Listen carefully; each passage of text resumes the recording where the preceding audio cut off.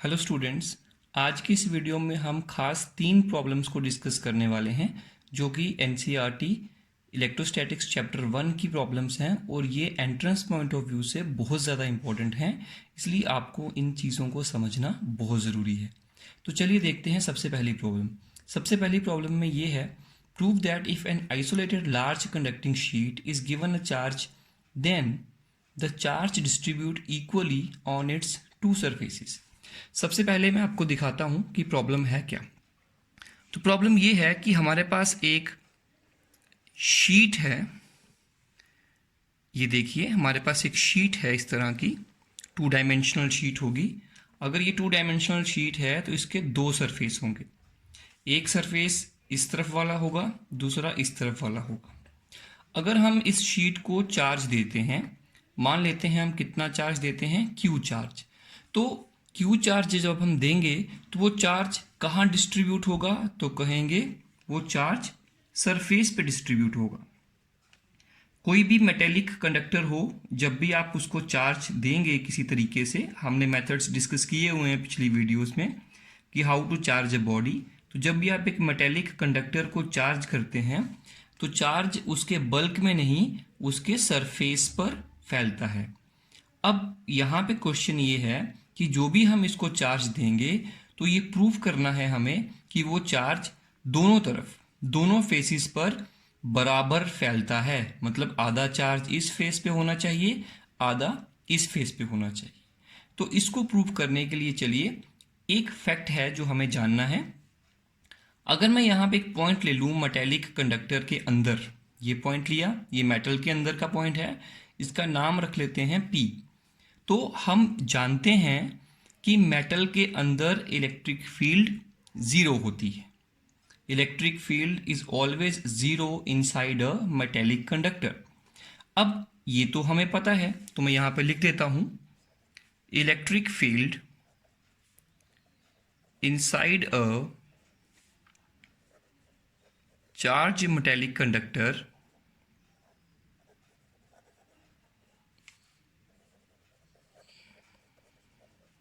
is always zero. तो ये fact आप याद रखिएगा, ये बहुत ही इंपॉर्टेंट नोट है। हम इसको आगे भी बहुत क्लियरली डिस्कस करने वाले हैं। कुछ आगे टॉपिक्स आएंगे जिसमें मैं आपको ये क्लियरली बताऊंगा कि ऐसा क्यों होता है। तो चलिए, अब मुझे बताइए कि ये एक शीट है चार्ज की, और इस शीट की वजह से, इस चार्ज की वजह से इस पॉइंट पे इलेक्ट्रिक फील्ड होगी। और वो इलेक्ट्रिक फील्ड कितनी होती है, तो हम जानते हैं कोई भी शीट ऑफ चार्ज अगर होती है तो उसके नज़दीक में जो इलेक्ट्रिक फील्ड होती है वो होती है सिग्मा बाई 2 एप्सिलॉन नॉट। ये फॉर्मूला हम ऑलरेडी पढ़ चुके हैं। इसी फॉर्मूला को मैं दूसरी बार भी लिख सकता हूँ। मैं किस तरह से लिख सकता हूँ, तो देखिए ज़रा, सिग्मा जो होता है, sigma is equal to charge upon area. अगर हम इस प्लेट का एक तरफ का एरिया ए मान लेते हैं तो हम इस फॉर्मूला को दोबारा भी लिख सकते हैं सिग्मा की वैल्यू को रिप्लेस करके, that is Q upon 2a epsilon not.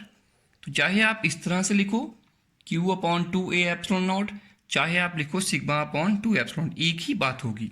तो देखिए, इस पॉइंट पर, P पॉइंट पर, तो मैं लिख देता हूं electric field at P due to sheet और फेस 1 फेस की वजह से कितनी इलेक्ट्रिक फील्ड होगी, मतलब इस चार्ज की वजह से यहाँ पर उसके नज़दीक में कितनी इलेक्ट्रिक फील्ड होगी। तो सबसे पहले मैं आप इज्यूम कर लेता हूँ कि जो भी हमने इसको चार्ज दिया, लेट अस सपोज हमने इसको टोटल चार्ज कितना दिया, Q चार्ज दिया, तो इस फेस पे जो चार्ज आया वो आया X। लेट इट बी, यहाँ पे कितना चार्ज हुआ, X हुआ, तो यहाँ पे जो बाकी बचेगा, तो टोटल Q था, Q माइनस X। तो let us suppose charge is distributed in this phase, तो हमने लेट कर लिया कि इस फेज पे X है और इस फेज पे Q माइनस X होगा। तो ये 2 हिस्सों में बंट गया, इन दोनों को ऐड करेंगे दोबारा Q ही आएगा। तो अब बताइए कि इस पे चार्ज कितना है टोटल, तो कहेंगे X है, तो टोटल चार्ज X Q ने लिखा अपॉन 2a एप्सिलॉन नॉट, तो 2a एप्सिलॉन नॉट, ये लिखा इक्वेशन नंबर 1। उसके बाद electric field at P due to face 2। दूसरे फेस, इस फेस की वजह से यहां पर इलेक्ट्रिक फील्ड कितनी होगी, तो कहेंगे that will be E2 equal to, इस पे कितना चार्ज है तो बोलेंगे Q minus x divided by 2A epsilon naught. Equation number 2, since electric field at P is zero, we know यहाँ पे फील्ड जीरो ही होती है because it is a metallic conductor. तो इन्होंने लिखा हुआ है यहाँ पे कंडक्टिंग शीट है, तो अगर यहाँ पे इलेक्ट्रिक फील्ड जीरो है तो इसका मतलब इन दोनों की वजह से जो टोटल फील्ड यहाँ बनेगी वो जीरो होगी। इसकी वजह से जो फील्ड होगी वो इस तरफ होगी, और जो इसकी वजह से इस शीट की वजह से फील्ड होगी यहाँ पे वो इस तरफ होगी। तो दोनों फील्ड एक दूसरे के अपोजिट हैं, तो मुझे लगता है दोनों का जो मैग्नीट्यूड है वो सेम होना चाहिए, अपोजिट होने से एक दूसरे को कैंसिल कर देंगी। तो हम यहाँ पे लिख सकते हैं therefore total field at this is E1 minus E2 equal to zero, that is EP, because हम लिख सकते हैं electric field at P equal to E1 minus E2। मैं क्यों माइनस कर रहा हूँ, वैसे तो सम करना चाहिए because it is a vector और ये दोनों का डायरेक्शन अपोजिट है, इसलिए मैंने माइनस लिखा। सेम डायरेक्शन होता तो प्लस लिखता। अब E1 का वैल्यू यहां पे पुट कर सकते हैं x अपॉन, यहां पर हम E1 का वैल्यू पुट कर सकते हैं x upon 2A epsilon naught minus Q minus x upon 2A epsilon naught and that is equal to zero. This implies ये दोनों जो हैं ये सेम डिनोमिनेटर हैं, तो ये उस तरफ चले जाएंगे और कैंसिल होकर जीरो के साथ जीरो हो जाएंगे। तो यहाँ बचेगा x minus Q plus x, यहाँ से ये मल्टीप्लाई होगा तो माइनस का प्लस हो जाएगा, that is zero. Implies 2x equal to Q, that is x equal to Q by 2। इसका मतलब ये हुआ कि इस फेस पर कितना चार्ज आया, क्यू बाई 2, और इसका मतलब टोटल का हाफ इस फेस पे आया तो रिमेनिंग हाफ इस पे आएगा, हेंस प्रूव्ड। इस तरह से हम इस चीज को प्रूव कर सकते हैं कि जब भी आप एक यूनिफॉर्म मेटेलिक शीट को चार्ज देंगे तो उस पे दोनों फेसेस पर चार्ज 50-50 डिवाइड होता है। चलिए बच्चों दूसरी प्रॉब्लम को स्टडी करते हैं। दूसरी प्रॉब्लम है field inside a spherical cavity of uniformly charged sphere. इस बात को हमें समझना है, जरा ध्यान से देखिएगा। मान लेते हैं हमारे पास में एक स्फीयर है, इट इज अ स्फीयर, मैं इसको स्फीयर कहता हूं। ये it looks like a circle but it is sphere, और इसके अंदर चार्ज है, हर जगह पे चार्ज होगा, यूनिफॉर्मली चार्ज अंदर डिस्ट्रीब्यूट हुआ है, और इसके अंदर की जो इलेक्ट्रिक फील्ड होती है उसके लिए हमने एक्सप्रेशन बनाया था। तो प्रीवियस वीडियोस में हमने एक्सप्रेशन बनाया था। ये इसका सेंटर लगा लीजिए, इस सेंटर पे यहां से इसका रेडियस जो है वो मान लेते हैं रेडियस r है, और यहां पे एक पॉइंट ले लेते हैं, और इस पॉइंट का डिस्टेंस सेंटर O से है R1, let it be R1, और इसकी जो चार्ज डेंसिटी है इसके अंदर वो है रो, और हमें इस पॉइंट पर इलेक्ट्रिक फील्ड बतानी है। लेकिन इस डायग्राम में नहीं, हम एक और डायग्राम यहाँ पे ड्रॉ करेंगे। दूसरी डायग्राम जो मैं इसकी बनाता हूं वो इस तरह से होगी। ये एक स्फीयर है, वही स्फीयर मैं दोबारा ले रहा हूं, इसके अंदर चार्ज डिस्ट्रीब्यूटेड है यूनिफॉर्मली, और यहां पर एक कैविटी है। कैविटी आप समझ लीजिए कि जैसे इस पूरे स्फीयर जो है वो फिल्ड है, पूरा स्फीयर भरा हुआ है लेकिन कुछ जगह बीच में खाली है, इतना सा पार्ट स्फेरिकल पार्ट बीच में खाली है, और ये जो है इसका डिस्टेंस जो है वो यहाँ से, उसको हम सेंटर से मान लेते हैं d है, और इसका रेडियस कितना होगा r है। तो ये कैविटी है, खाली जगह है, यहाँ इसके अंदर चार्ज तो नहीं होगा।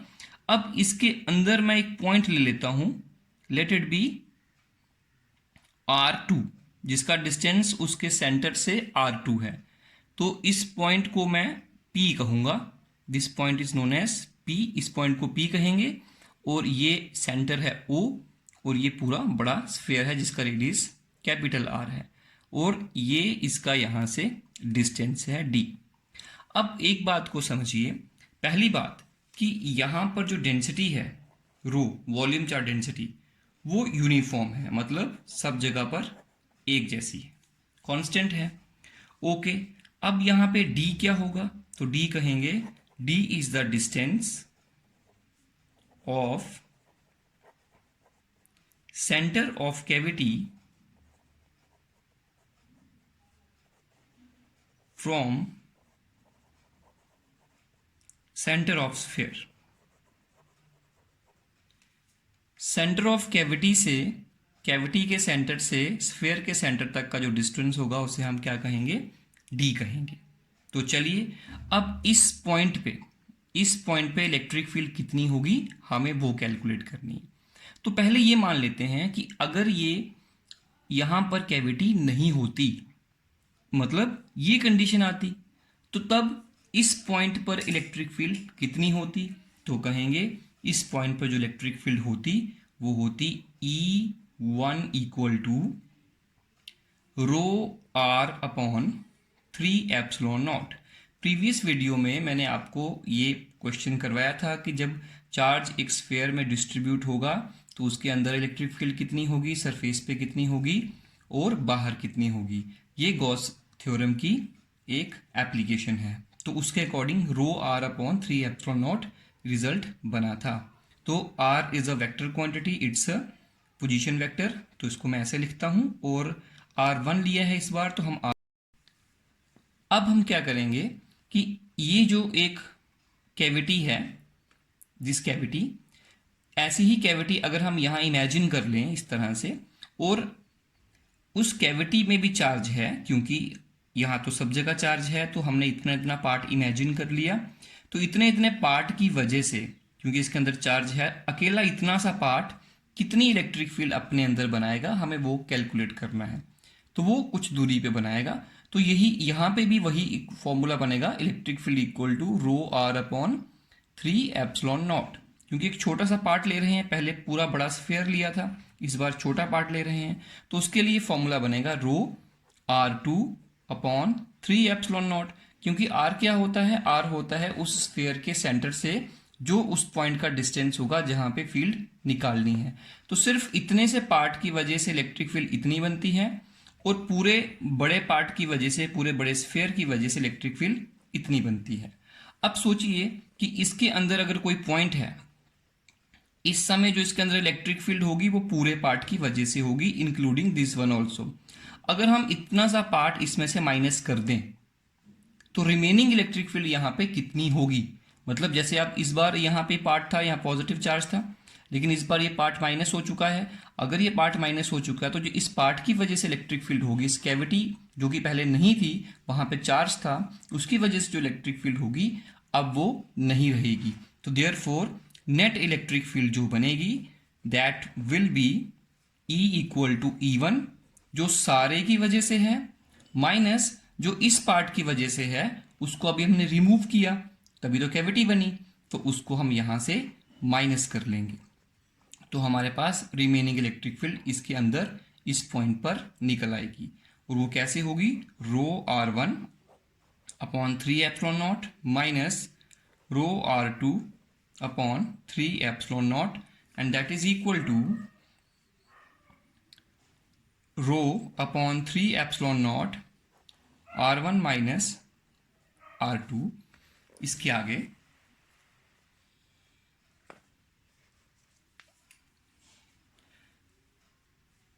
आगे हम और भी बनाते हैं इसको। देखिए, हम इसमें ऐसा भी इमेजिन कर सकते हैं कि जैसे हमने अभी एक स्फीयर बनाया था यहाँ पे, तो यहां से अगर मैं एक डिस्टेंस इस तरह से बनाऊं, ये डिस्टेंस हमारे पास d है, और ये जो डिस्टेंस है, ये छोटा डिस्टेंस, ये हमारे पास है r2, और यहां से यहां तक का डिस्टेंस हमने लिया था r1। मतलब ये यहां से लेकर यहां तक का डिस्टेंस r1 है, ये d है, ये r2। मैं फिर से इसको एक बार बना के दिखा देता हूं। This is point o, this is point o dash, let it be o dash, इस पॉइंट को o डैश वो कहिए सेंटर को। यहां से वो हमने रिक्वायर्ड पॉइंट लिया था, दैट इज p, यहाँ से लेके यहाँ तक का डिस्टेंस R2 है, यहाँ से लेके यहाँ तक का मैंने दिखाया, और यहाँ से लेके यहाँ तक का डिस्टेंस D है, और इस रिक्वायर्ड पॉइंट का जो डिस्टेंस होगा यहाँ से यहाँ, दैट इज R1। तो यहाँ पे अगर हम ट्राइंगल लॉ लगाएं, देखिए इस तरह से एरो भी लगा सकते हैं, तो यहाँ पे हमारे पास बनेगा R2 vector displacement vector equal to R1 vector minus D vector, और you can say R2 minus R1 equal to minus D vector, और R1 minus R2 equal to D vector. तो मैं यहाँ पे लिख सकता हूँ, since R1 minus R2 equal to D vector, therefore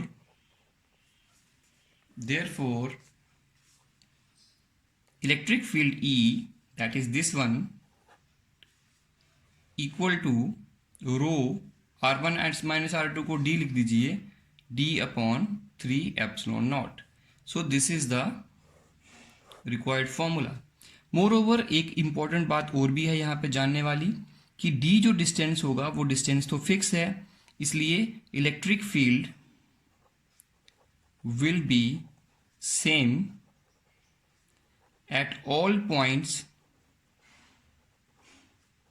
inside cavity. Cavity के अंदर सब जगह पे इलेक्ट्रिक फील्ड सेम होगी, क्योंकि कैविटी के अंदर जो हमने डिस्टेंस लिया था वो हमने सेंटर से R2 लिया था।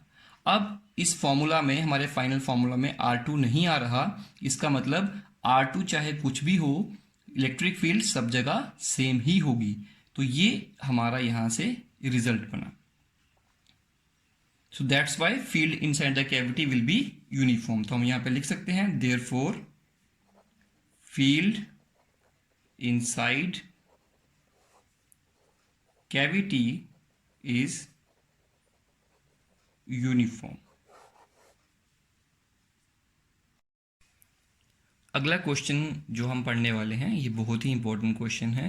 ये बहुत बार नीट और जेईई में आ चुका है ऑलरेडी, तो इसलिए इसको समझते हैं कि है क्या।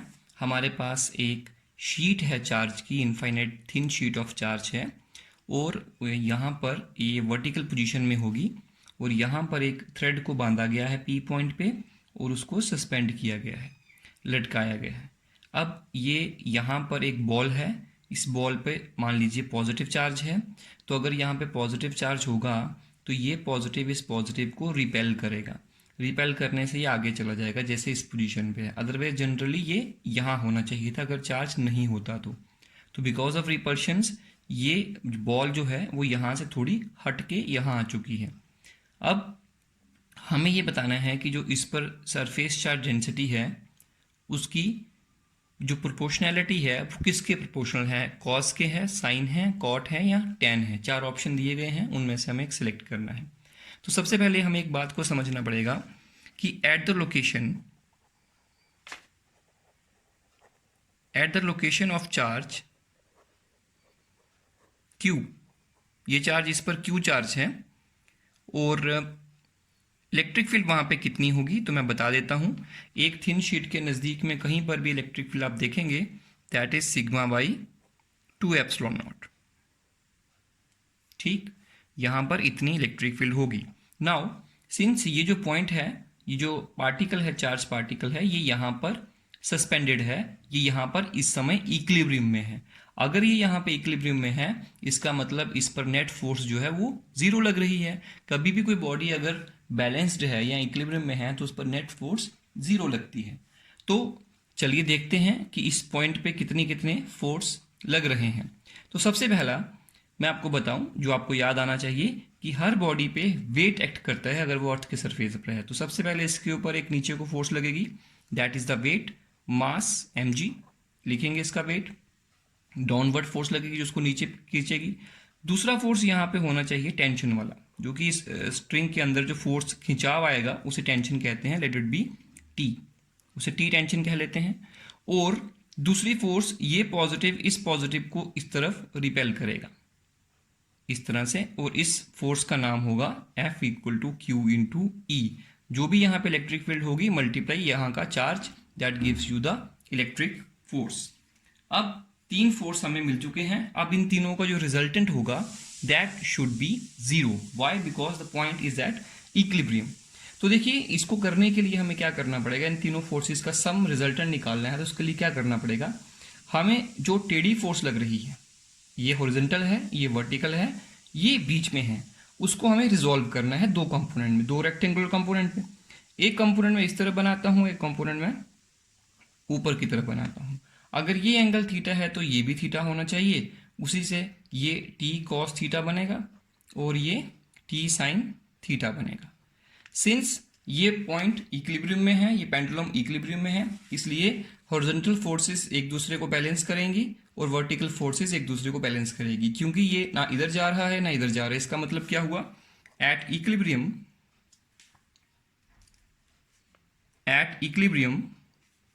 T sine theta should be equal to Q into E. और हम जानते हैं कि ई का वैल्यू है Q sigma upon 2 epsilon naught, यहां से लिखा है इसका value. And T cos theta, this force should be equal to this force, that is equal to mg। Equation number 1, equation number 2। Let us divide both the equation, divide 1 and 2। जैसे आप इन दोनों को divide करेंगे तो T sine theta upon T cos theta जो है वो बनेगा tan theta, because T T get cancel, tan theta आएगा। एंड राइट साइड क्या बनेगा, Q sigma upon 2 epsilon not divided by mg। इस तरह से ये बनेगा। और इसको हम फिर से लिख सकते हैं एक बार, tan theta equal to Q sigma upon 2 epsilon naught mg, that is equal to, अगर मैं सिग्मा लिखूं तो सिग्मा इक्वल टू, ये सब उस तरफ जाएगा, 2 epsilon naught mg upon q, ये बनेगा। और इसी फॉर्मूला से आप देख सकते हैं कि 2 कांस्टेंट है, एप्सिलॉन नॉट का वैल्यू कांस्टेंट रहता है, मास mg पार्टिकल का मास कांस्टेंट है, acceleration due to gravity on a surface of earth at a particular point is always constant, charge इस पे कांस्टेंट है। तो यहाँ पे मैं एक चीज मिस कर रहा हूँ, यहाँ पे tan थीटा भी आना चाहिए। ये tan थीटा जब इस तरफ जाएगा तो tan थीटा भी लगेगा। तो दिस इंप्लाइज जब ये सब कांस्टेंट है तो मतलब सिग्मा किसके प्रोपोर्शनल हुआ, tan थीटा के। तो that's why our right answer will be D, that is tan theta. तो बच्चों, आज के लिए इतने ही हम प्रॉब्लम्स करेंगे। अगली वीडियो में हम और प्रॉब्लम्स देखेंगे एनसीईआरटी चैप्टर 1 पर। प्लीज़ हमारे चैनल को सब्सक्राइब करना मत भूलिएगा और वीडियो को लाइक करना भी मत भूलिएगा।